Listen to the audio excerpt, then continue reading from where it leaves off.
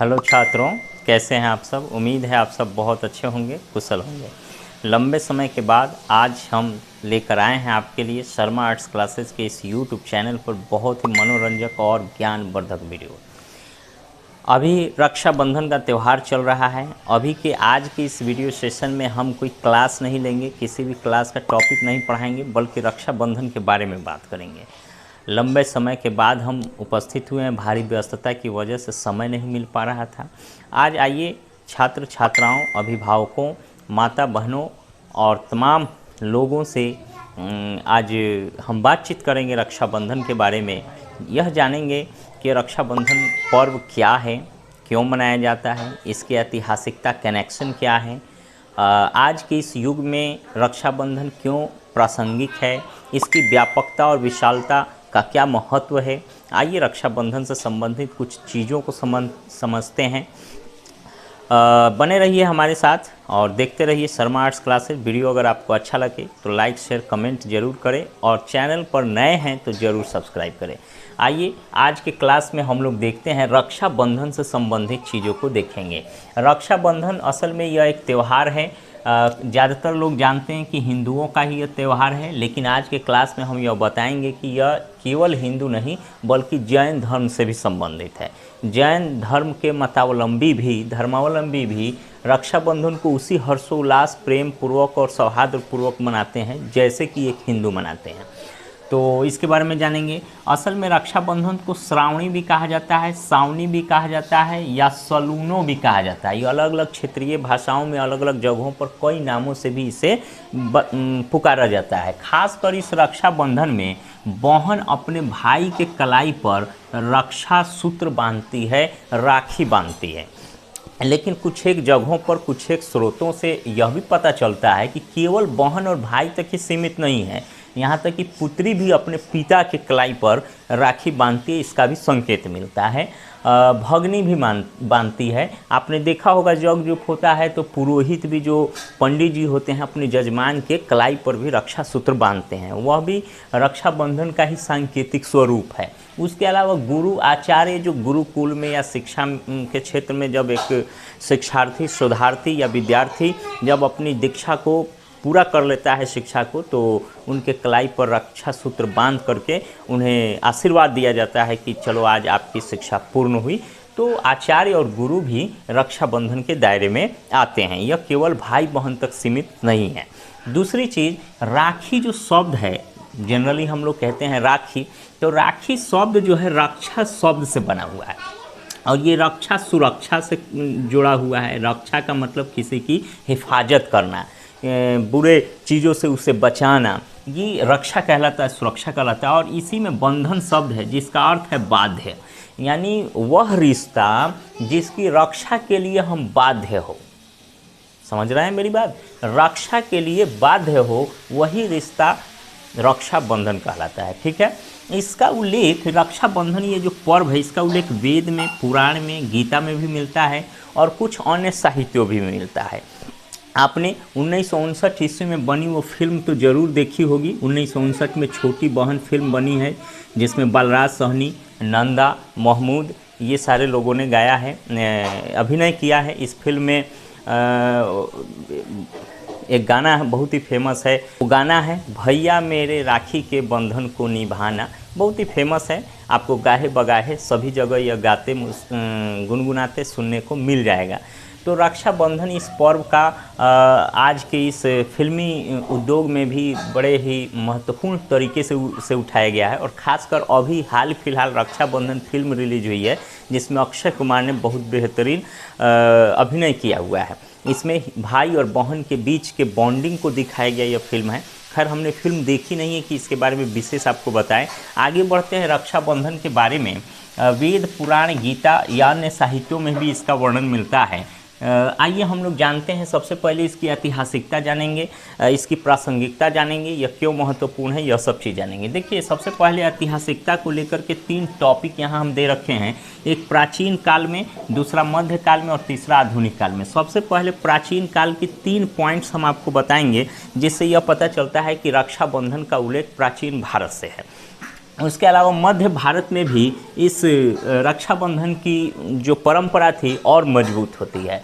और तीसरा जो है, आधुनिक इतिहास में भी, आधुनिक भारत में भी रक्षाबंधन के कई ऐसे खास मौके दिखते हैं जिसमें रक्षाबंधन को और मजबूती मिलती है, दृढ़ता मिलती है। और आज इतने वर्षों बाद भी रक्षाबंधन उतना ही प्रासंगिक, उतना ही व्यापक और महत्वपूर्ण माना गया है। आइए रक्षाबंधन के बारे में प्राचीन भारत में कि क्या चीज़ें हैं, एक यहाँ श्लोक लिखा हुआ है, आप देखें। येन बद्धो बलि राजा दानवेंद्रा महाबला तेन त्वामपि बधनामी रक्षे माँ चल। इसका अर्थ क्या हुआ? इस अर्थ के संदर्भ में हम आपको एक बात बतलाते हैं, इसको समझते हैं ध्यान से। सबसे पहले प्राचीन भारत में जो उल्लेख मिलता है वह कई पुराणों में भी उल्लेख मिलता है। जैसे पुराण 18 पुराण है, उसमें एक पुराण है भविष्य पुराण। उस भविष्य पुराण में उल्लेख क्या मिलता है, आइए देखते हैं। तो ये भविष्य पुराण में ये उल्लेख मिलता है कि राजा बलि असुरों और दैत्य के तरफ से लड़ रहा है और जो देवताओं के तरफ से लड़ रहे हैं इंद्र भगवान और राजा बलि के बीच बहुत ही ज़बरदस्त लड़ाई हो रहा है। उस लड़ाई में राजा बलि जीतते जा रहे हैं, विजित होते जा रहे हैं, जबकि राजा इंद्र हार रहे हैं। अपनी हार की चिंता को देखते हुए राजा इंद्र पहुंचते हैं गुरु ऋषि बृहस्पति के पास। गुरु बृहस्पति उन्हें यह उक्ति बताते हैं कि आपकी जीत कैसे सुनिश्चित होगी।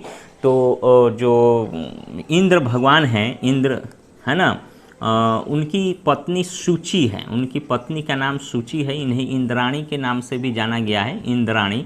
तो गुरु ऋषि बृहस्पति ने बताया कि इंद्राणी को ये इंद्र के हाथ पर, कलाई पर रक्षा सूत्र बांधे और तब जाकर के आप जीतेंगे। और इस तरह इंद्राणी सूची जो है भगवान इंद्र के हाथ पर रक्षा सूत्र बांधते हैं। और इस युद्ध में जब राजा बलि से युद्ध होता है तो राजा बलि की पराजय हो जाती है और राजा इंद्र की जीत हो जाती है।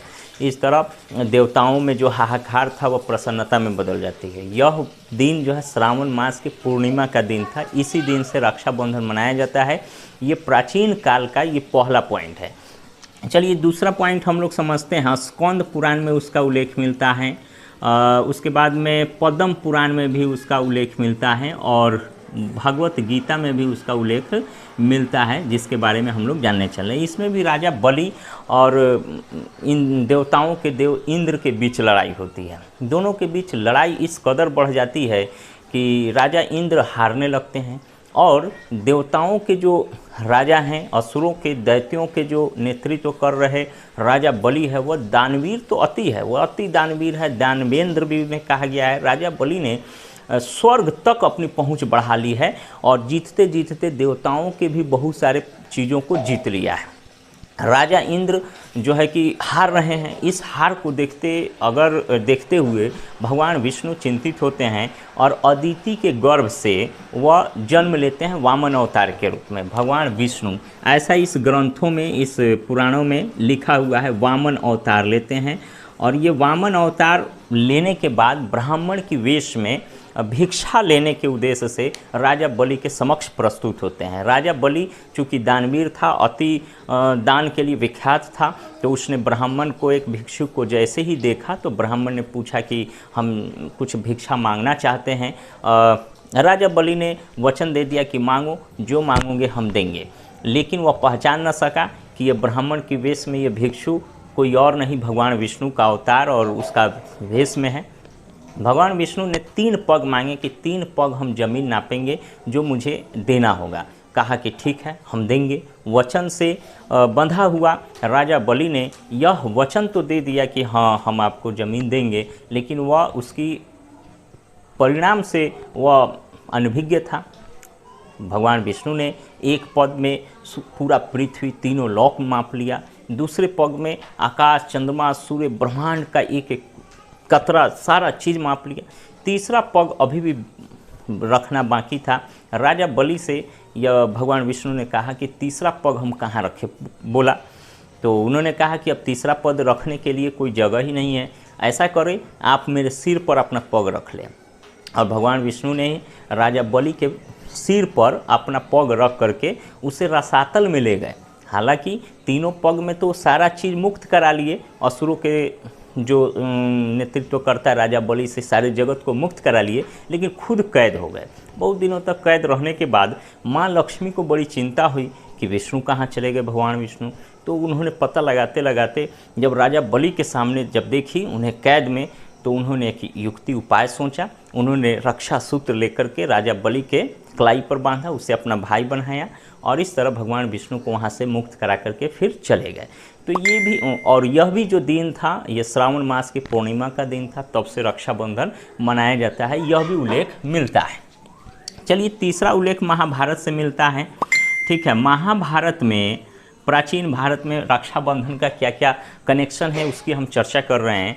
तीसरा जो उल्लेख महाभारत से मिलता है, भगवान श्री कृष्ण जब शिशुपाल का वध कर रहे थे सुदर्शन चक्र से, तो उनकी उंगली जख्मी से, मतलब खरोच लग गई, जख्मी हो गई, और उनकी बहन द्रौपदी ने इस जख्म को, खून को गिरते देखा तो अपनी साड़ी का पल्लू फाड़ करके उस जख्म पर पट्टी बांध दिया।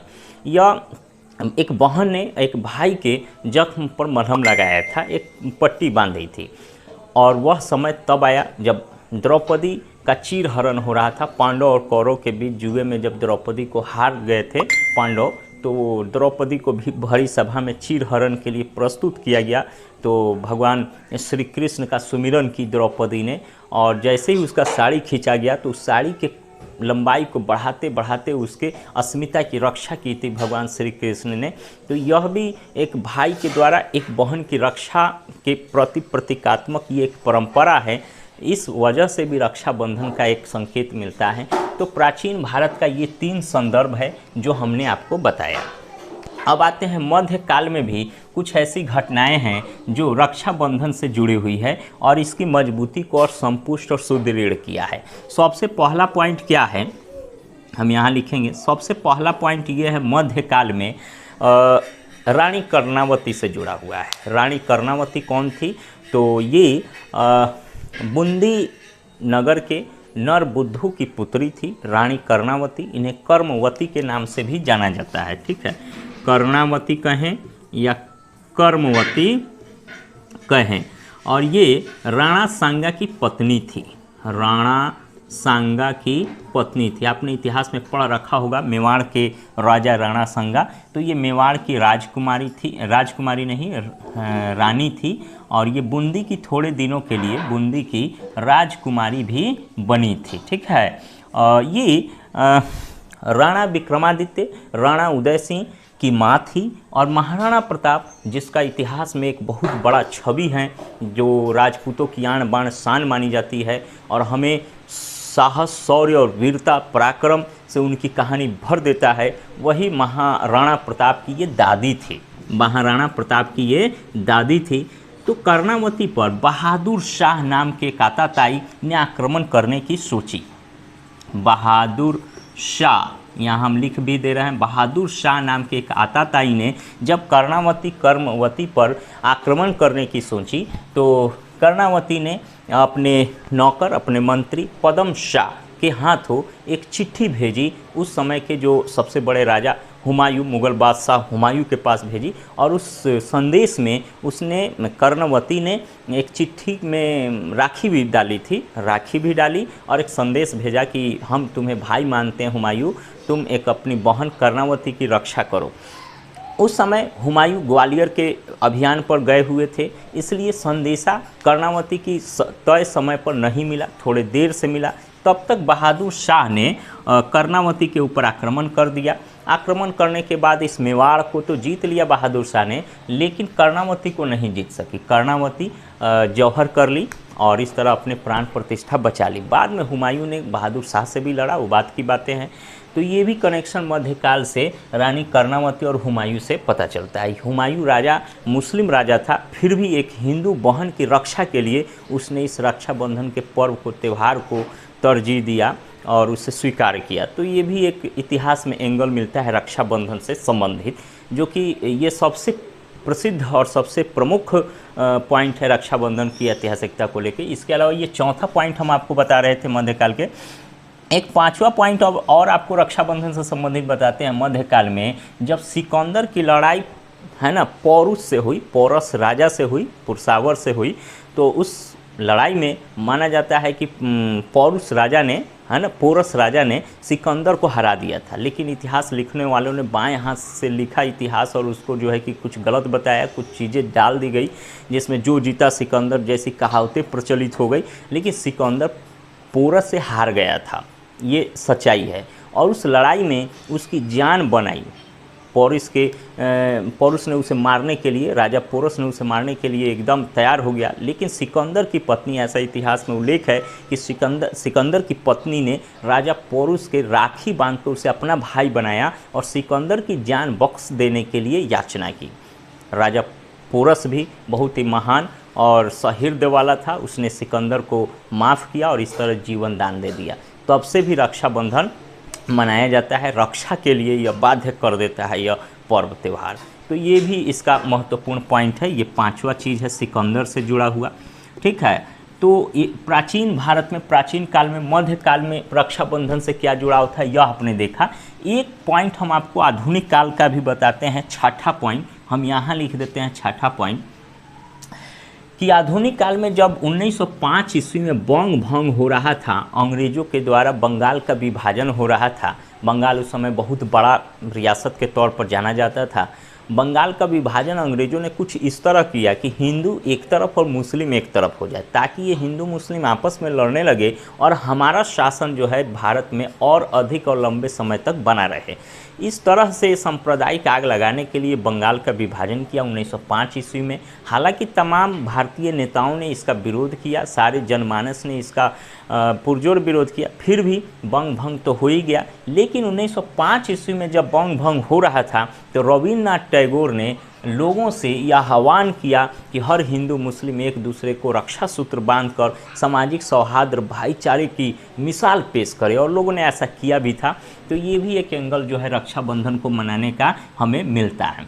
तो हमने ये रक्षाबंधन के बारे में देखा। आज के डेट में प्राचीन भारत से मध्यकाल से लेकर आज के आधुनिक युग तक ये रक्षाबंधन उतना ही हर्षोल्लास और नई ऊर्जा और स्फूर्ति से मनाया जाता है जितना कि कल मनाया जाता था। आज के डेट में इस रक्षाबंधन पर्व की प्रासंगिकता और उपयोगिता और ज़्यादा बढ़ गई है, क्योंकि आपने देखा होगा पृथ्वी दिवस के मौके पर, जल जीवन हरियाली के अभियान पर आपने मुख्यमंत्री नीतीश कुमार के हाथों आपने उस पेड़ पौधों को रक्षा सूत्र बांधते देखा होगा। ये एक प्रतीकात्मक स्वरूप है इस चीज़ को कि उस पेड़ पौधों को भी बचाया जाए। वह जल जीवन हरियाली, यह पृथ्वी बची रहेगी तो हम बचे रहेंगे। यानी रक्षा सूत्र केवल भाई बहन तक ही सीमित नहीं है, बल्कि ये पूरी प्रकृति हमारी रक्षा करे, इसके लिए हम बाध्य होते हैं उसे रक्षा करने के लिए, सुरक्षा देने के लिए, इसलिए भी रक्षा सूत्र बांधा जाता है। एक और बात जरूरी कि रक्षाबंधन केवल हिंदू लोग नहीं बल्कि जैन लोग भी मनाते हैं। तो जैन श्रुतियों में, कथाओं में, जैन साहित्यों में विष्णु कुमार नाम के एक महात्मा का उल्लेख मिलता है, जिन्होंने सैकड़ों ऋषियों की रक्षा की थी, और इसलिए जैन साहित्यों में उन्हें एक महात्मा का दर्जा दिया है। और उन्होंने चूँकि ऋषि मुनि और महात्माओं की रक्षा की, तो उस दिन को खास बनाने के लिए उस दिन रक्षा सूत्र एक दूसरे को बांधकर देश धर्म की रक्षा का संकल्प लिया जाता है। इसलिए जैन धर्म में भी रक्षाबंधन उसी पवित्रता, आत्मीयता और उत्साह से मनाया जाता है जैसा कि हिंदू धर्म में। ठीक है, ओके। तो आज के सेशन में हमने रक्षाबंधन से संबंधित सारी चीज़ों को कवर किया। उम्मीद है आपको यह वीडियो अच्छा लगा होगा। साथ ही साथ हम जाते हुए आपको एक रक्षाबंधन के ऊपर कुछ बताना चाहते हैं। कहा गया है, बहन का प्यार किसी दुआ से कम नहीं होता, वो चाहे दूर भी हो तो गम नहीं होता। अक्सर रिश्ते दूरियों से फीके पड़ जाते हैं, पर भाई बहन का प्यार कभी कम नहीं होता, कभी कम नहीं होता। हैप्पी रक्षाबंधन, हैप्पी रक्षा बंधन 2022। सभी माताओं, बहनों और सभी छात्राओं को शर्मा आर्ट्स क्लासेस के तरफ से हैप्पी रक्षाबंधन, शुभकामनाएं रक्षाबंधन की। रक्षाबंधन मनाएं और इसी तरह हमारी वीडियोस को देखते रहें। चैनल पर नए हैं तो सब्सक्राइब जरूर करें। जय हिंद छात्रों।